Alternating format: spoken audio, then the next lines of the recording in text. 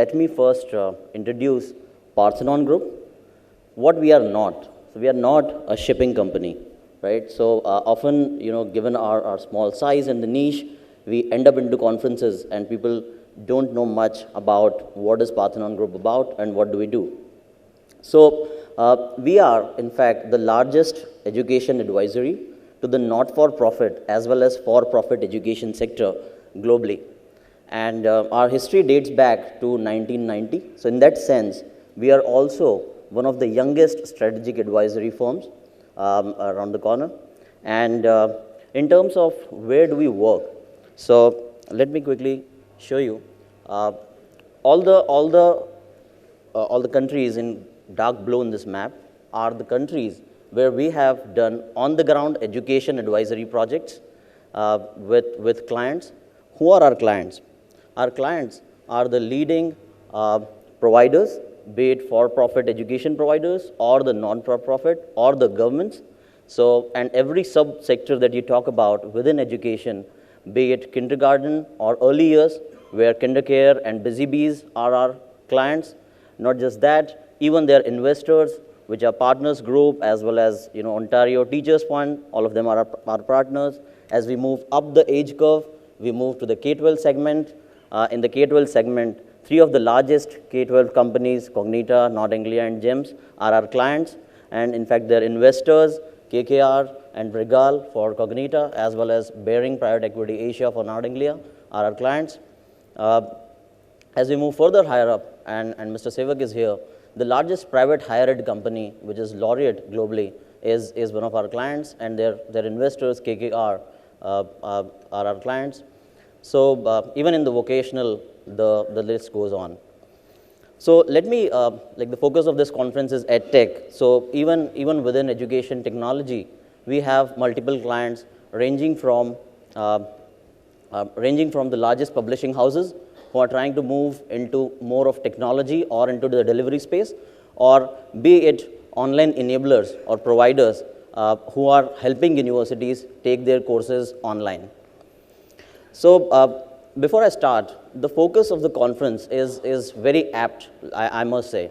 As we go on and meet clients these days, there are several buzzwords and there are several themes that we keep on hearing about. And let me point out what those themes are.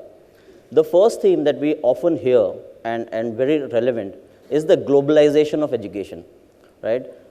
We know lakhs of students going from India abroad and doing their education, specifically higher education. The second theme is about English-based education. So the Southeast Asian markets, if you see, one of the most lucrative sectors for private equity investors and even operators is the international curriculum school segment. And the segment is demonstrating double-digit growth rate. So these countries which don't have English language capability, the global brands are entering those markets and offering international education. The third theme is also around skill-based education and more relevant for higher education. And I'm sure we will hear a lot about these themes from the panel and the other discussions that we have. And the last but not the least of the themes that we hear about is education technology. So irrespective of our mandate for a particular clients, our clients are repeatedly asking us, what is our house view on this subject and how can technology be leveraged in their respective businesses? So, clearly we are in the right relevance as far as the key themes that are evolving in the global education market. And why I highlight this introduction to Parthenon is that what I will be sharing today is a lot more global perspective, looking around what are the things and the models that are prevailing globally and in what spaces.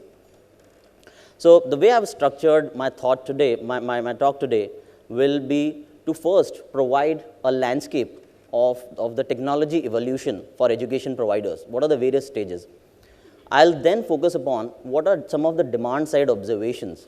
And when we talk about demand side observations, we have some studies focusing on various stakeholders, be it teachers, parents, or students themselves. So we'll cover those. And then we will segue into this demand side observation. What is the supply response and what are some of the challenges and models that are currently prevailing. So with that, let us dive down into the presentation. So in terms of the technology sophistication, even education companies and not just schools, but even higher education providers tend to climb a similar usage curve.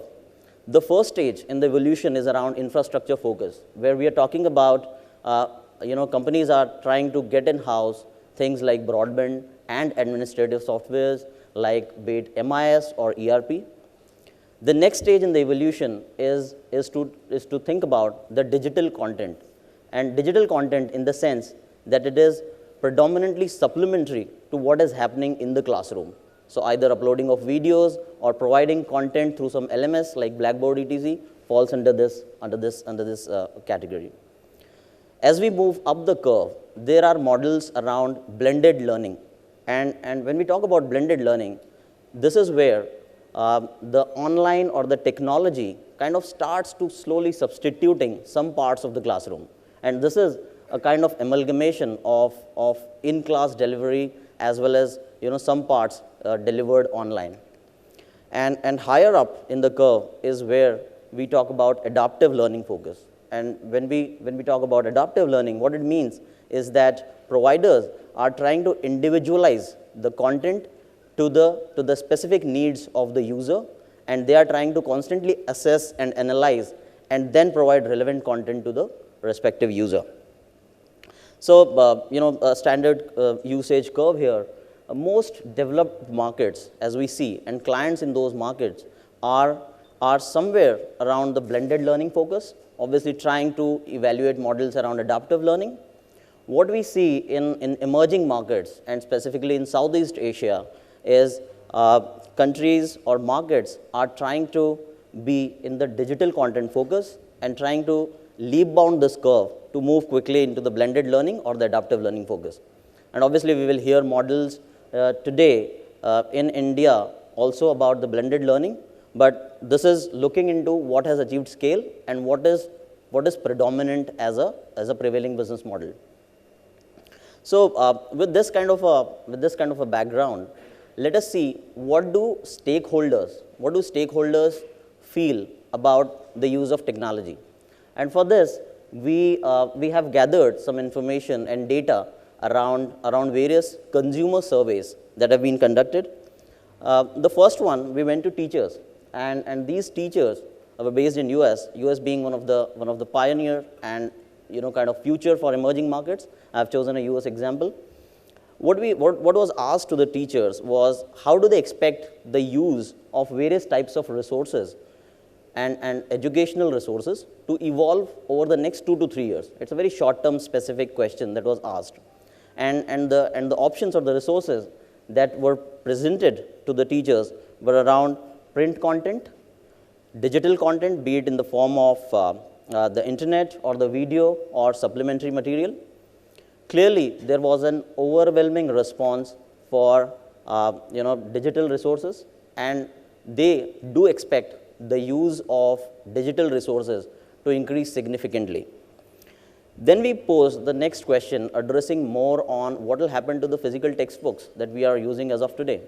And again, the overwhelming response was around that this use or prevalence of digital resources will further lead to diminishing use of print and textbooks. What it clearly establishes that among teachers, there's a clear demand for the digital resources, and the market is open for digitalization as we talk about it.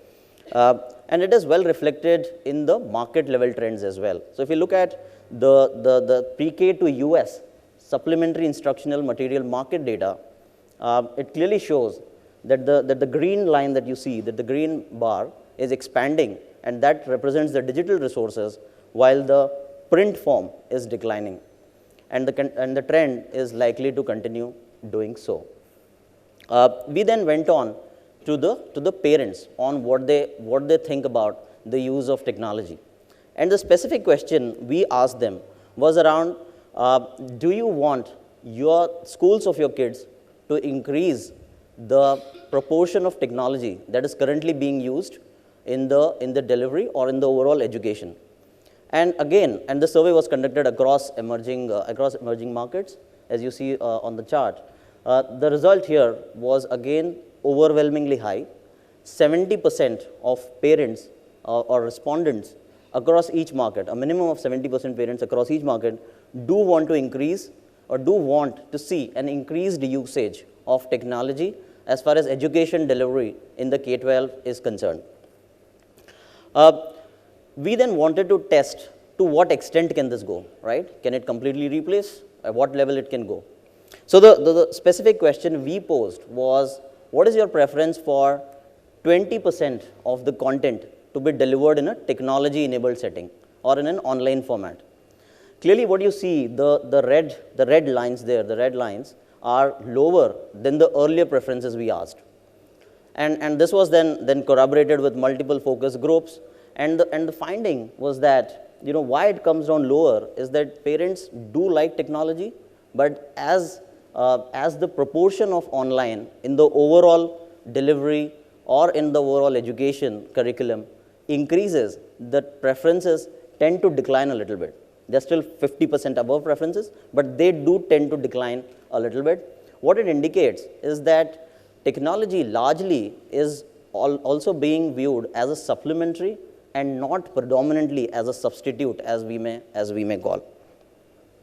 So with this, that's the reason why when we see the supply side response and what models have scaled up are largely the supplementary providers. Khan Academy, a company established in 2006 in the US, caters to the K-12 segment, is essentially an online library of videos, textbooks, and online resources. The company has 10 million users as of today. The second example in my list, which is Duolingo, is again a language learning platform which provides education and language learning in various languages. They have achieved a scale of $2 million. I'm sure we have other examples in India which we will hear about throughout the day. Mega Study, another interesting example, is an online test prep provider based out of Korea. And they provided instruction material and online material for CSAT coaching in Korea. CSAT in Korea is an equivalent of, in terms of the competitiveness, it's an equivalent of IIT JEE in India. And this model actually is now facing pressures because government themselves started the education broadcasting material by themselves, and the exam content is now based on that government sponsored education platform. There are other examples like Beijing No. 4, a successful school in China. They put their material online because the school saw success in its brick and mortar model. They did put stuff online, and they quickly acquired close to 100,000 users. So we are clearly seeing that education as a supplementary model is really picking up. But what is the challenge of these providers, and what is the challenge that still exists? The challenges are twofold. The first one is what is reflected in the color of these bars that I have here. Most of these models are either free or they are government funded. What it means is that monetization is a clear challenge in some of these models, and there could be innovative models that may be coming up, but then scale becomes a challenge where providers want to go for monetization.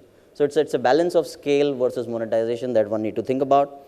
What is the second challenge? The second challenge here is around retention or the usage.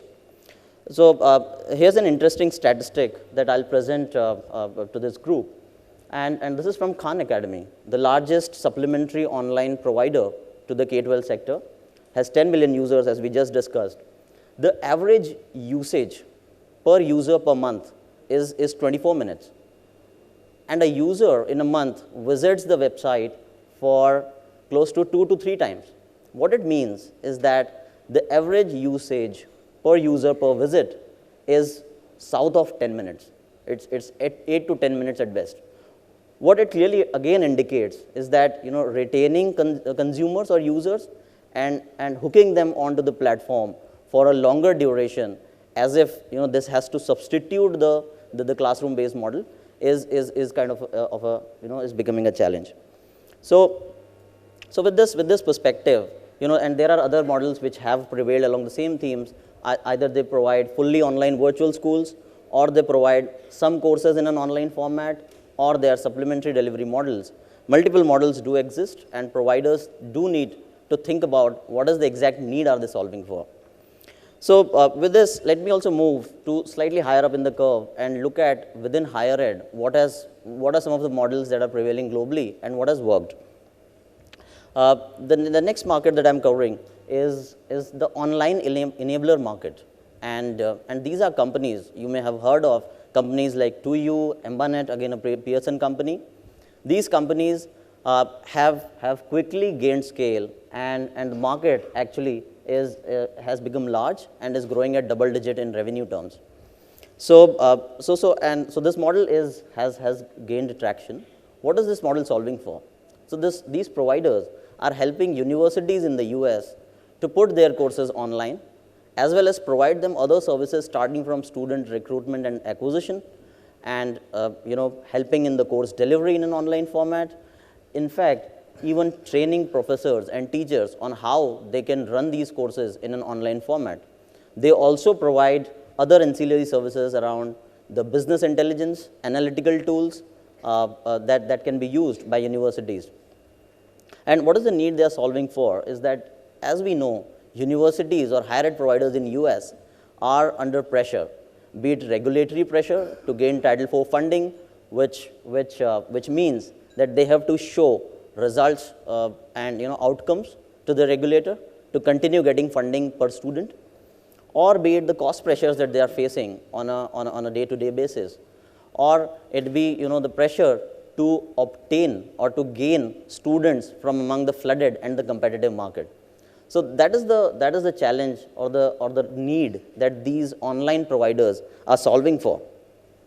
What are the and one of the important thing why these models have picked up in certain markets is because of an important lever, and that important lever here is that the differential between the online degrees, or the price differential between the online degrees and the in-classroom programs is not significant in markets like US.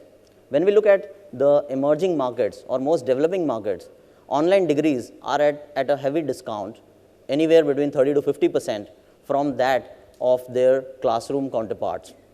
Another country which has such structural advantage is Australia, where government funds higher education, and they don't distinguish between whether it's an online program or an in-class in-class kind of program.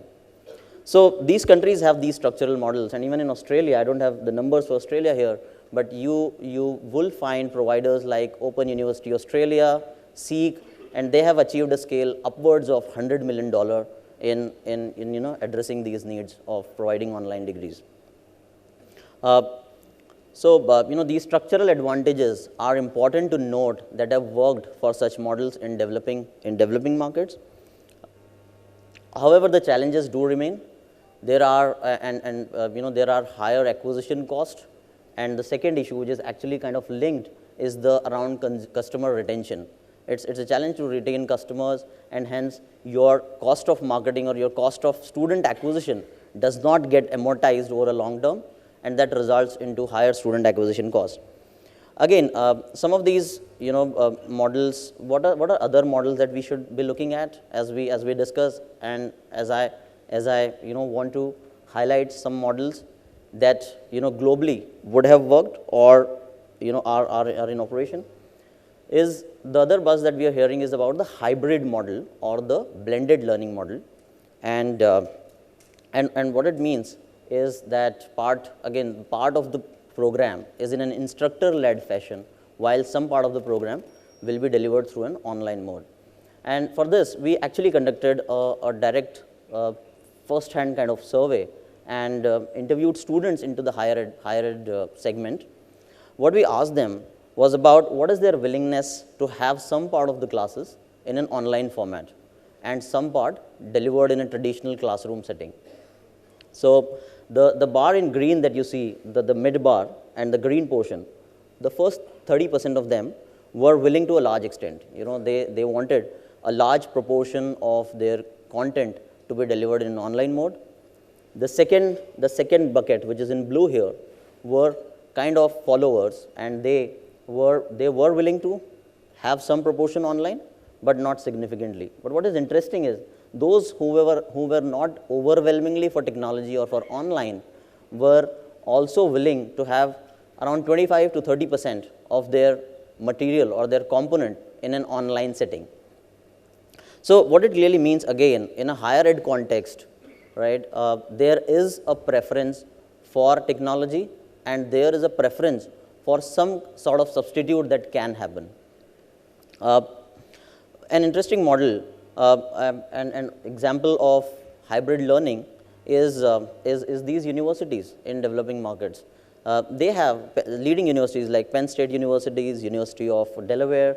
They have designed 20 to 40% of their courses in an online format, and the courses that they are using more are theory courses, are 101 courses, or courses in the management areas more than in the technology areas, which require a more laboratory kind of setting or hands-on setting.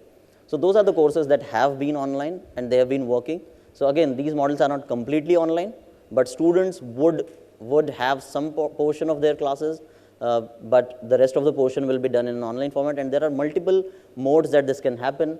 The flipped classroom model, which Mr. Dham talked about, and which we are hearing a lot in India, is an example of blended learning, and it could be implemented in multiple ways. Either parts of the courses go completely online, or there's a pre-read which is provided and students get credit for that. Then they come to the class, the main discussions happen with the teacher, they solve their doubts with the teachers, and then they go back and do complete their remaining part of the coursework.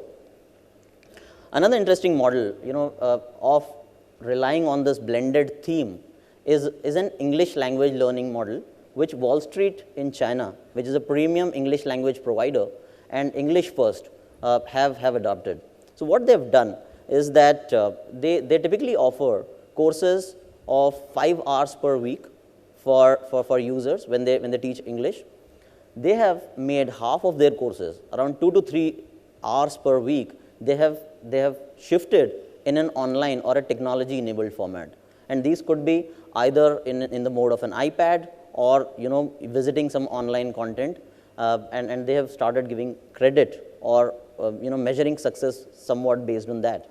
What it did mean for them is that they did not need to reduce their pricing, right? The model that we see in higher ed, in fully online programs, was that fully online program prices are kind of at a discount to the classroom programs, but in here, actually Wall Street increased the pricing. And what they signaled was that we are improving the quality of our product by enabling users to use technology. So they actually increased the pricing by 15-20%. And what it meant was that their revenue per instructor-led hour went up significantly. It almost kind of doubled from where they were earlier and reduced their cost of delivery. So that's one. And so probably I will want to end this session with a note that for emerging markets and specifically for India, where we sit today, probably a blended learning model could be evaluated for achieving a scale of significance. And why we say so is that marketing cost, right? The first challenge which fully online or technology enabled program do face here, because here even the student acquisition cost, because the retention rates are not that low, the student acquisition costs are kind of lower. They do not go high. The second point is around the student outcomes. Because the teacher is interacting or the instructor is interacting with the students on a daily basis, there is a level of interest and a level of evaluation, in-person evaluation, that keeps on happening with these kind of models, and hence outcomes are not compromised. The third, and again the last but not least, is around the capex requirement. We all talked about India would need billions of dollars of capital expenditure if it has to meet the GER or the tertiary enrollment ratios for 2020 or 2025. So there are empirical evidences of where studies have shown that use of technology in programs and taking some part online can reduce your seat requirement by 20%. So we could save ourselves from that much capex if we kind of go for these kind of models. So again, as as the operators and investors here design or look for their own models and what would work, the exact need of the stakeholder and what they are solving for must be assessed, and these are some of the models that can be looked at.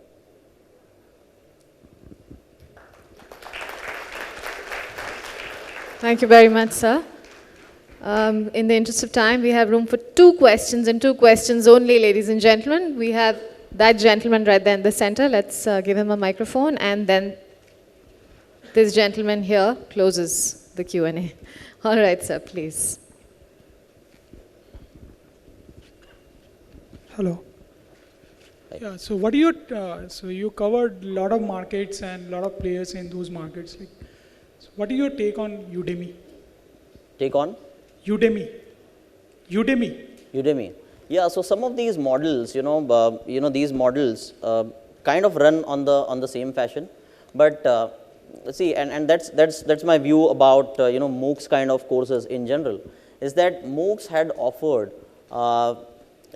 courses, and they started by offering 101 kind of courses, and in fact these courses do happen to be the most profitable courses for universities. And why is that so? Because in 101 kind of courses, you have class sizes of close to 100, 150, 200.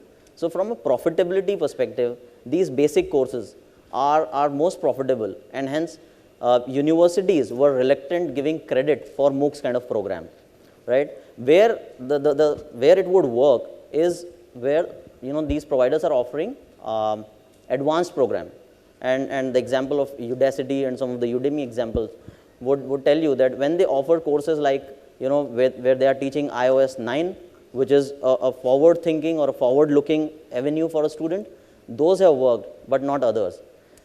So that's about developed markets. But in developing world, products like MOOCs still have relevance because they would not find certain level of courses available in India, and this platforms like Udemy and Udacity would provide them opportunities to access those courses and pay some premium for those kind of courses. Thank you. All right. Yes. Hi. Myself, Ayush. We being a education gamification startup, so we are launching our product in India with the target audience being college and students. So when we talk about going globalized and thinking this product as taking it from an India level platform to a globalized platform, what should be the thought process we should take up? Right. So, as in every industry, the generic response is, in the end, consumer always wins. So, as you go to other markets, you need to think about, what are the consumer needs and what are the consumer unmet demand or unmet needs that exist in a particular market. So, for example, when you take your product to a market like China, clearly models based on which solve for the need for English have scaled up. Whether we talk about the international schools there, or we talk about study abroad programs, or even the agent programs which help students go to study abroad in top destination markets, those have scaled up.